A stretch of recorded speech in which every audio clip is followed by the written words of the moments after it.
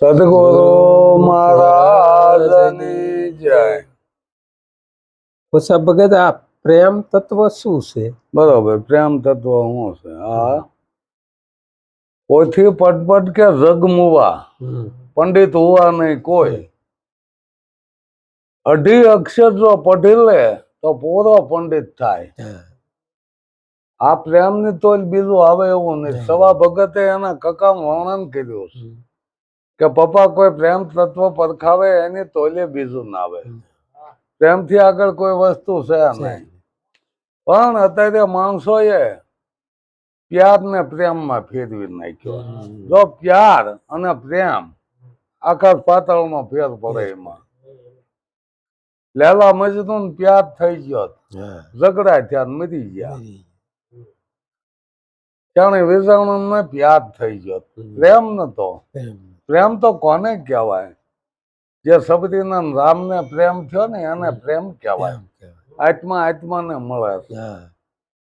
અને આ પ્યાર થાય ને ઘાટે થાય, મોહિત થાય છે. મોહ કહેવાય, મોહ કહેવાય, એને પ્રેમ નો કહેવાય.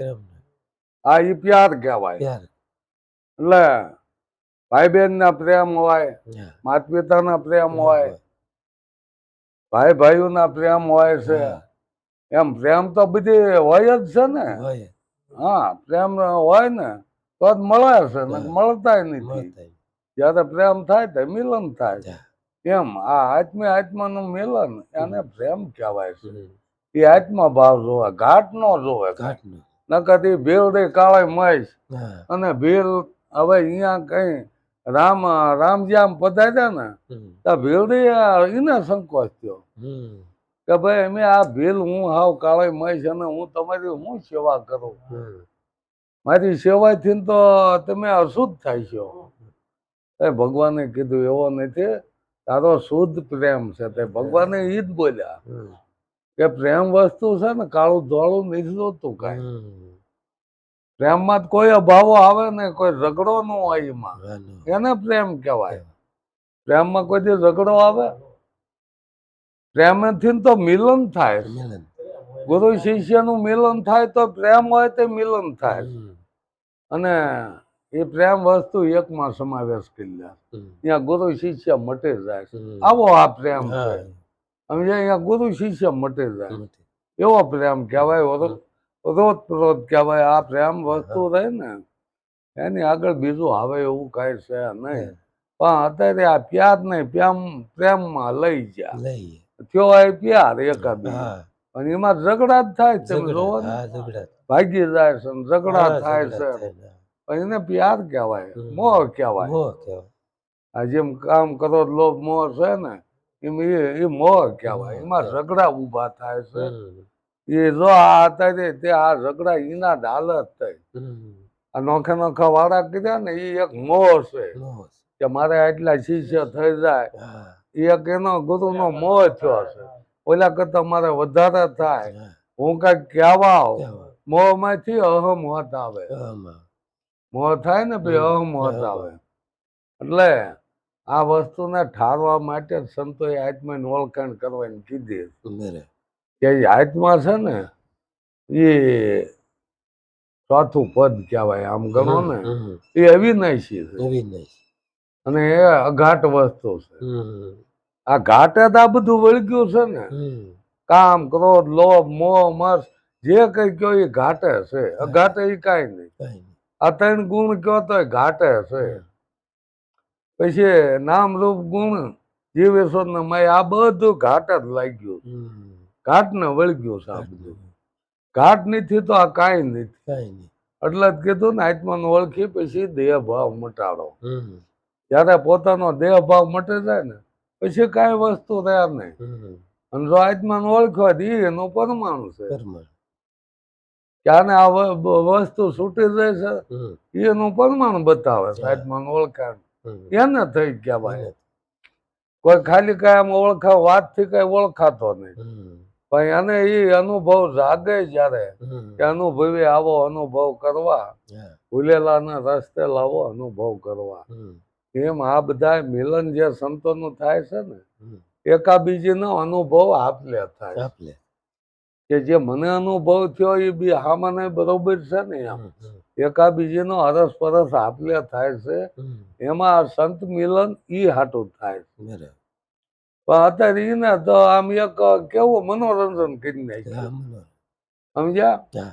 મોટા માયો મુકાન મોટા પ્રવચન કરવા ઊભા થઈ જાય એક મનોરંજન કરી નાખ્યું.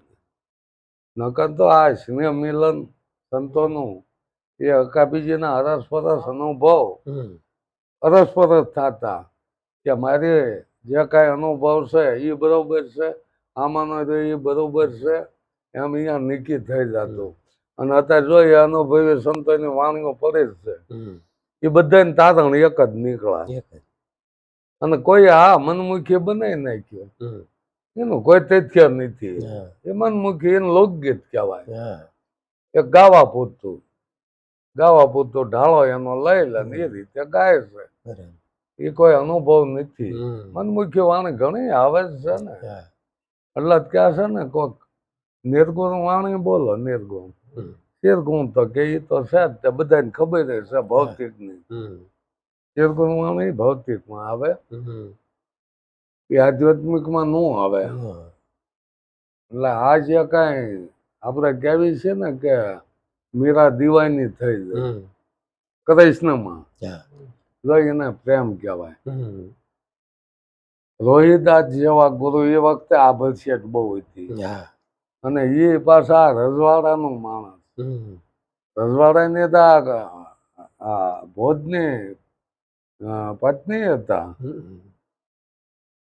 ભોજાથી એના લગ્ન થયા. કમન છે ભાઈ એ કઈક વરા દોઢ વરા એનું ઘર સંસાર હાલ્યો ને એ ઓફ થઈ ગયા. પછી આ જે વિક્રમ રાણો કે ને રાણાજી જ્યારે મોકલે એનો દેર હતો એને એમ કે ઘરમાં બેહારવા મીરાબેન હતા. મીરાબાઈ હતા બહુ રૂપ વાળા એટલે ઘરમાં બેહારવાનું આનું ગણે. પણ કે હવે આજ જીવે અને કાલ મરી જાય એવા વરના વરી હું કરું કે હું તો વરું મારા ગીરધર ગોપાળ ને કે મારો સુડલો મને બની જાય. એટલે એ ગીરધર ગોપાળ એ આત્માને જ કીધું છે. આત્મા અમર છે.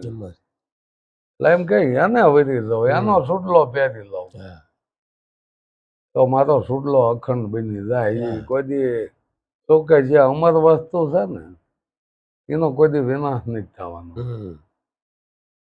એટલે સંતોએ પ્રેમની વ્યાખ્યા બહુ હારી આપી છે. અત્યારે આ પ્યારમાં વિયાઈ ગયા છે ને મોહમાં વિયાઈ ગયા. પ્રેમ ને મોહમાં લઈ જાય એને પ્રેમ નથી કહેવાતો. પ્રેમ તો શાંતિ આપે એ ઝઘડા ન કરાવે એને પ્રેમ કહેવાય. ભરતને ને રામને જે પ્રેમ હતો એમાં શીખવા મળે. જ્યારે મોહાળમાંથી આવ્યા શત્રુઘ્ન ને ભરત કઈ તો આને વનવાસ મળી ગયો રામને વનમાં વિયાઈ જાત. આવીને તરત એને રામને સંભાળ્યા કે ભાઈ રામ ક્યાં છે. પછી તો કોઈ બોલ્યું નહીં. કોઈએ કીધું કે ભાઈ એ તો વનમાં વિયાઈ જાય. કે કેમ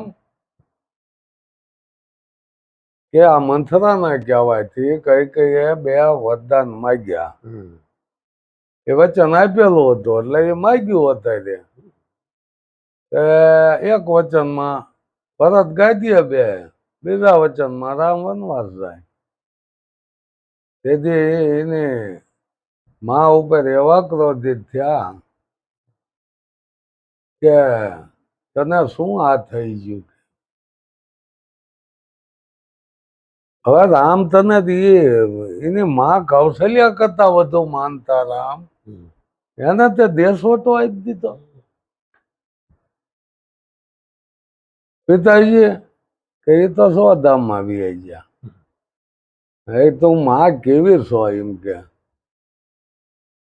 આ નાંગણી જેવી જ કહેવાય ને એમ તો પોતાના ખાય. પણ એનો એવો ભાવ હોય છે ને છોકરામાં એને નાંગણી ન કહેવાય પણ એટલો એને પુત્ર ઉપર ભાવ હતો. માય માન બીજા વગડાના વાત નથી કહેતા કે એને કીધું તું ભરત હાટું થયા. એના પોતાના હાટું નહીં, ભરત હાટું જ કીધું. બરાબર. ત્યાં પુત્ર. પુત્રનો એટલો મોહ લાગ્યો. ઓહ. તો પ્રેમ હોત તો આ ન થાત. જો ન અહીંયા થાત. એના મોહ લાગ્યો, હમ.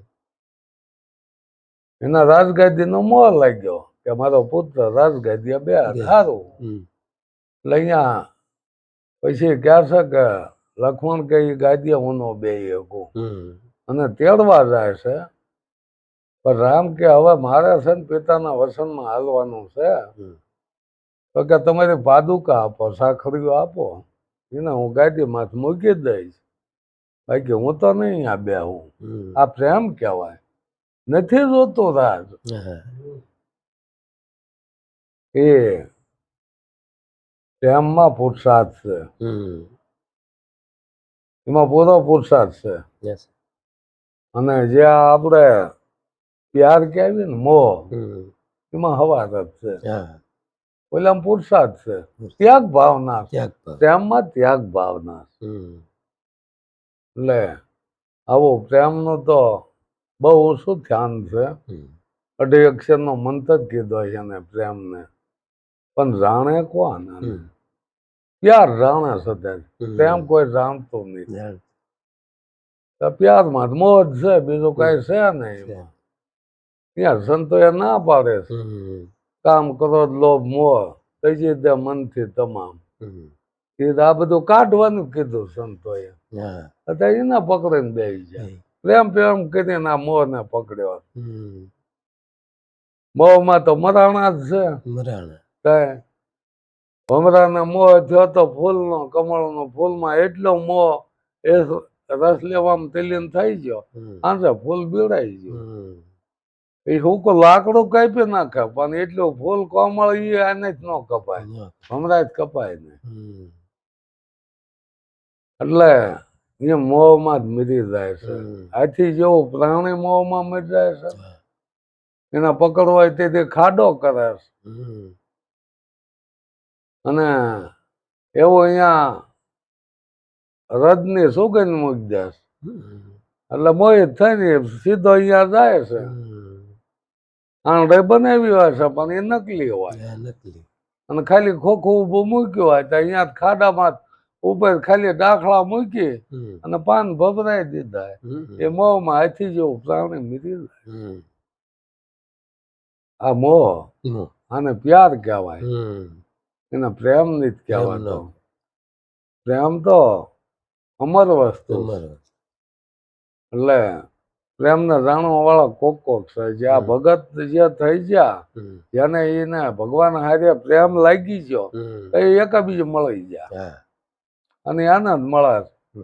પ્રેમ ને વશ થયો રાજી, આમાં શું કરે પંડિત ને કાજી, આમાં આવડા શું કરે કે વાલો મારો પ્રેમ ને વશ થયો રાજી. હમ. કર્માબાઈ નો ખેડો આરોગ્ય વિદુર ની ખાધી હતી ભાજી, વાલો મારો પ્રેમ ને વશ થયો રાજી. હમ. હવે આને પ્રેમ કહેવાય. એને કહેવાય. એ સપન ભોગ ત્યાગીને પૂગી ગયા. હમ. હવે એ ક્યાં કેળાનો ગરબ કાઢે ને સાલ ખવાઈ દીધી હમ. વેદુરના ઘરના. હમ. તોય કે વાલે જોયું નહીં જાગી, હમ. કે આ શું મને ખવારે. આને પ્રેમ કહેવાય. હા. એ ભૂલી જ જાય, આ બધી ભાન ભૂલી જાય શું ખવારે. હમ. ખવારનાર ને ખબર નહીં, ખાનાર ને ખબર ખાનારને નહીં. આને ખબર. પ્રેમ કહેવાય. હમ. એટલે બહુ પ્રશ્ન તમે હારો કર્યો. મારા અનુભવ પ્રમાણે મેં પ્રેમની વાત કરી. હમ. એટલે અહીંયા મારો જે કઈ અનુભવ હતો એ તમને રજૂ કરી દીધો છે કે આને પ્રેમ કહેવાય. કહેવાય. લ્યો, બાકી પ્યારમાં લઈ ગયા છતાં કોઈ વાત હમણાં હમ. સદગુરુ મહારાજની ની જય.